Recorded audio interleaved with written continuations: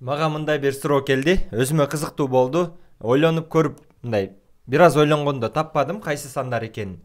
Анан бул жерде негизи программированияга, программалоого, ITге кызыгып жүргөндөр бар деп ойлойм. Негизи окуучулардын арасында жана башка окуучу эмес, мектепти бүткөн, бирок башка кесипти окуп аткандар дагы башкалар арасында. Ошон үчүн мен өзүм химикмин, химия болуп лабораторияда химик катары иштейм, бирок программалоону дагы экинчи кесип катары университетте эки кесипти бүткөм. Кошумчам программалоо, негизгим химия болчу. Жумушта дагы мен негизи программалоону азыр колдонуп келем.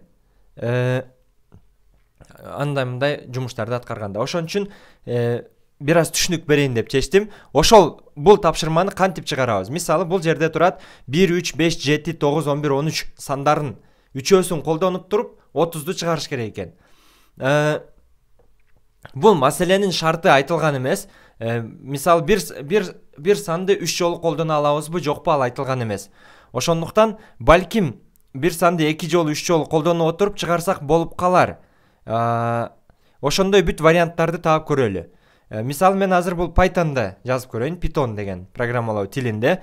Анда мен мындай кылып жазып алсам болот. A деген бир лист түзөйүн, бир тизме түзөйүн. Мисалы атыны тизме деп коеюн, же A деп коеюн. Бул тизменин ичинде кайсы сандар бар? 1, 3, 5, 7, 9, 11, 13, 15. 1, 3, 5, 7, 9, 11, 13, 15 экен. Бул так сандар экен. Ушулар экен. Мен өзүм for мисалы жөн эле a in тизме print a дейинчи иштейткенби? Иштейт.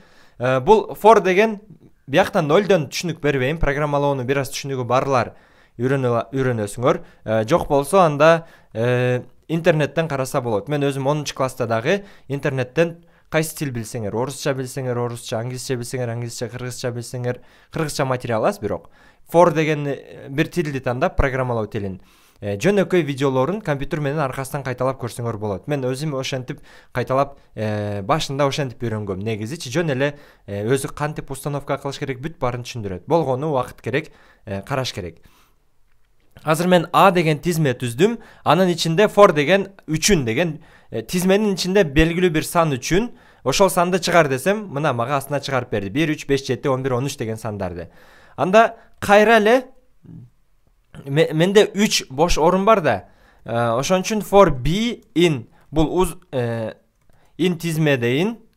Анан print ab десем, бул эмне кылат? Биринчи бирди алды тизмеден. Анан кайра эле тизмеден кийинкини алды. Кайра эле ошол тизмеден бирди алды. Экинчи жолда. Бирок экинчи луп, экинчи айланпа айланганда 1, 3, 5, 7, 11, 13, 15 болуп экинчи айланпа айланды. Экинчи айланпа айлангандан кийин биринчи айланпанын экинчи санына өттү. Биринчи айланпанын экинчи санын алып, айланпаны дагы баштан айлантты. 3тү алды дагы 1, 3, 5 деп коюп көрдү. Ошентип туруп мен будан 3өөнү алып көрөм. For C in тизме мисалы print A, B, C. A, B'sini чыгар десем, мына биринчи бирди алды, анан үчүнчүгө наркы санды коюп көрдү. Ошентип туруп ар бирини алып, ар бир түзүп көрдү. Мисалы 1, 1, 3 кылды, 1, 1, 5 кылды, 1, 1, 7. Кийинкисинде ошентип бүткөндөн кийин 1, 3, 1, 1, 3, 5, 1, 3, 7 деп. Кыскасы бүт буларды бири-бири менен кандай түрдө жайланыштырачу болсо, ошончо түрдө жайланыштырды. Муну факториал менен канча түрү бар десеңер, факториалга эле алып коюш керек. 1, 2, 3, 4, 5, 6, 7 экен. 7-нин факториалы канчага барар болот? 5-нин факториалы 120, 6-ныкы 120. Так. 5-нин факториалы 120, 6-ныкы ошондо 7-нин факториалы болуш үчүн көбөйтүш керек. Менде азыр убакыт аз. Түшкү тыныгууга эле чыккам, убакытым аз, ошондуктан калькулятор колдонойм десем болбоду. 1, 2, 3, 4, 5, 6, 7. 7-нин факториалы 5040 экен. Ошондо бул жерде 5040 вариант барбы? Жок, 3 эле орун бар да. 3 эле орун бар, 3 орундукка 7 түрдүү сан келет. Ошондуктан 3 орундукка 7 түрдүү сан келсе комбинаторика. 7 болот дагы 7-нин кубу болот. 7 көйтүү 7. 343 вариант бар экен. 343 вариант бар. Аны ишенбесиңер кантип санап көрөсүңөр?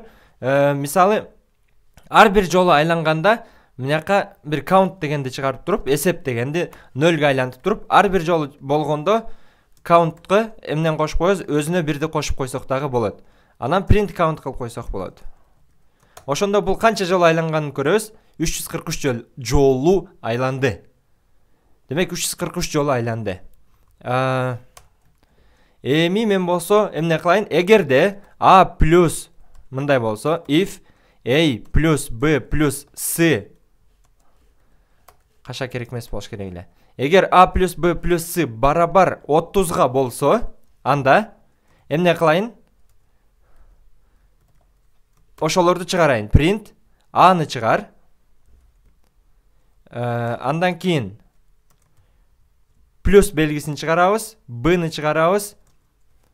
Плюс белгисин чыгарабыз. Азыр бул жерге коем. Анан C'ны чыгарабыз.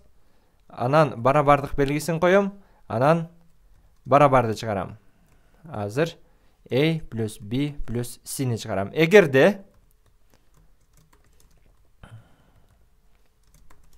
A менен B менен C'ны кошкондо 30 боло турчу болсо, анда эмне кылайын? Ошону чыгарып көрөйүн дейм. Ошондо 30 берилчү 343 варианттын ичинен 30 барбы жокпу азыр көрөбүз.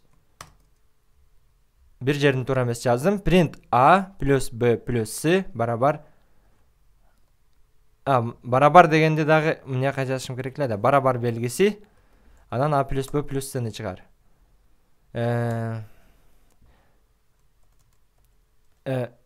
Else жөн эле.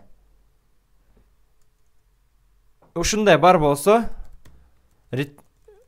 чыгат, жок болсо эч нерсе чыкпайт. Бирок жок болсо чыкпагандыгы үчүн мынакка немен кылып коем да.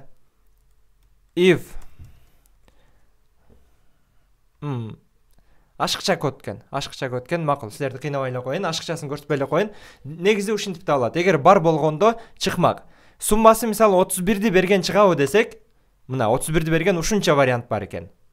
Суммасы мисалы 29ду берген барбы десек, ушунча вариант бар экен. Бул бүт так сандар болгондуктан, 20 дагы жок да, анткени 3 так сан менен жупсан чыгара албайбыз го дейм.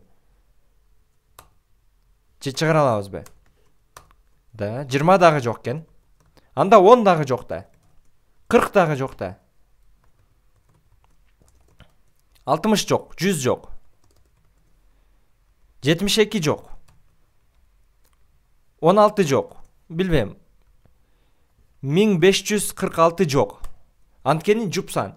3 так сан менен биз жупсан чыгара албайбыз го дейм. Ойлонуп көрүш керек, чыкпаса керек.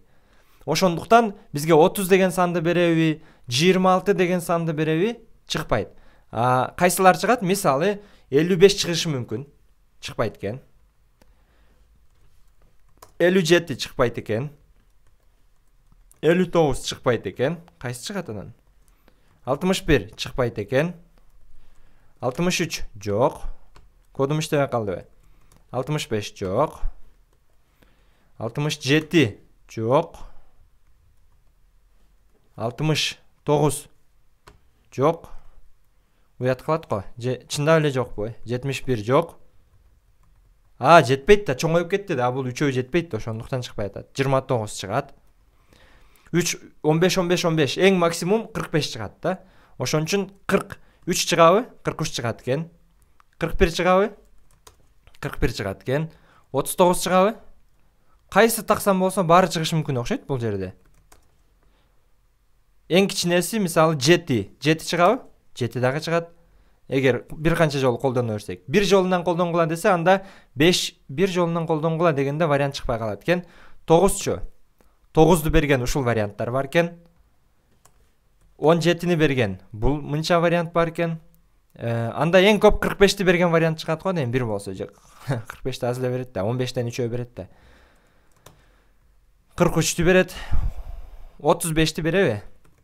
35ти берген бул варианттар бар экен. Негизи программалоонун ушундай жолдору, ушундай маселелерди колдонгондо дагы чечет. Эми бул жашоодо керек эмес деп ойлошуңуз мүмкүн, ооба.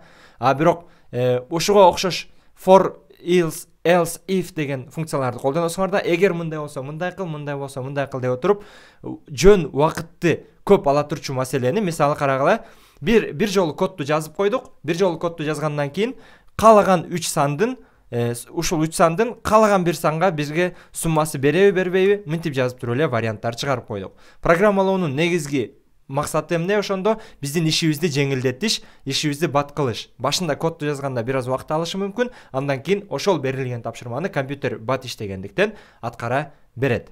Бул жакта мисалы бул сандардын бирөөсүн өзгөртүп койсок, 14 кылып койсок, анда дагы дароо эле өзгөрө берет. Ошондуктан тизмеде берилген каалагандай бир сандар менен бияктагы каалагандай сумманы текшерип көргөнү, программалоону билүү жакшы жардам берет.